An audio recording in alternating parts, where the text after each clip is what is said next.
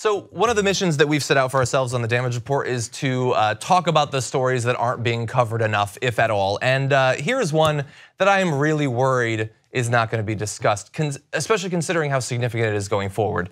The initial reports will come out, but will there be hour-long discussions with experts on MSNBC and CNN tonight? Probably not. If Fox News mentions it will be only in a positive light, which scares me even more. And so we now turn to the most recent move by the Supreme Court, which has been on a real tear recently. And so in this case, they are touching on Ohio's policy of taking people off of the voter rolls if they don't vote for a while, which sounds ridiculous and unnecessary, and it is.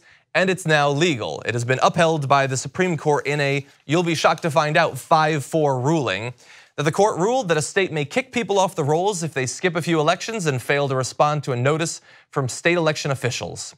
The vote was 5-4, with the more conservative justices in the majority. Once again reminding us of how important it is to have not given that seat to Donald Trump. But they have it, and now they can do what they want, and so they are.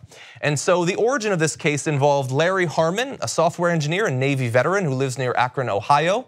He voted in 2004 and 2008, but didn't vote in 2012, saying he was unimpressed by the candidates, which is his right as an American to be. He also sat out the midterm elections in 2010 and 2014, proving that he is fundamentally an American citizen because almost none of them vote in midterm elections. So then 2015 comes and he wanted to vote on a ballot initiative to legalize marijuana. And he found that his name was no longer on the voting rolls, which is interesting because federal laws prohibit states from removing people from voter rolls, quote, by reason of the person's failure to vote, but they allow election officials who suspect that a voter has moved to send a confirmation notice.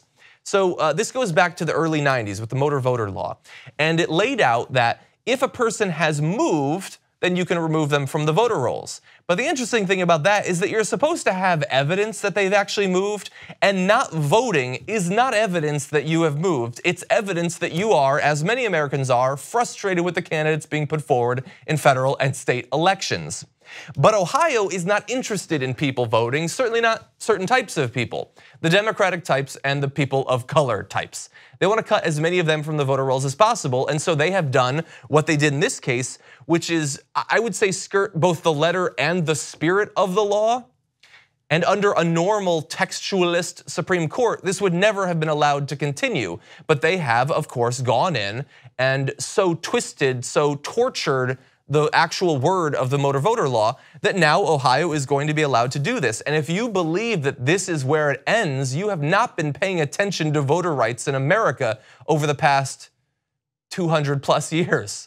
They want to strip as many people as possible from being able to vote in Ohio and in other states. And now other states are going to pick this up. It now has the stamp of approval of the Supreme Court.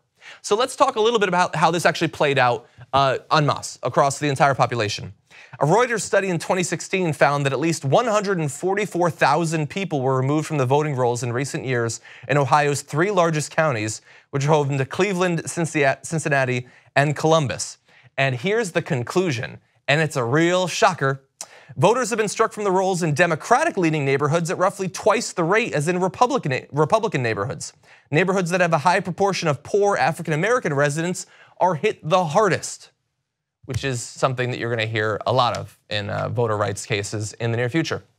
So they compared places where Obama won, and in places where he got more than 60% of the vote, you are far, far more likely to be stripped from the voter rolls. In places where he won just 40% of the vote, far, far less. And when you get to largely white rural areas of Ohio, there was virtually no stripping from the voter rolls whatsoever.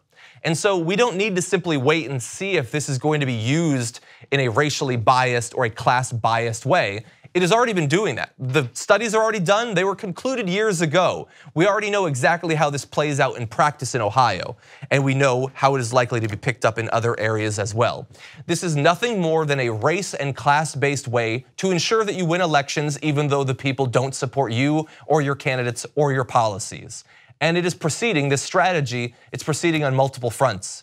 We had a little bit of progress early this year on getting rid of some of the gerrymandering in particular states like North Carolina and Pennsylvania, but don't get it twisted. In every way that they are capable of doing it, Republicans are attempting to fight back against the demographic shift, both ideologically and racially in this country, and they're doing it by manipulating the system.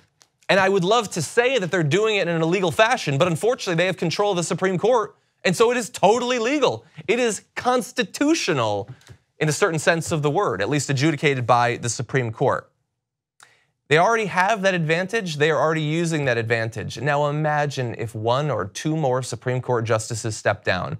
What voter rights will remain when hopefully in 2 years or in 6 years a Democratic president takes over, someone a little bit more concerned with enshrining in law and in practice the fundamental rights of a democracy. I don't know what we're going to have left.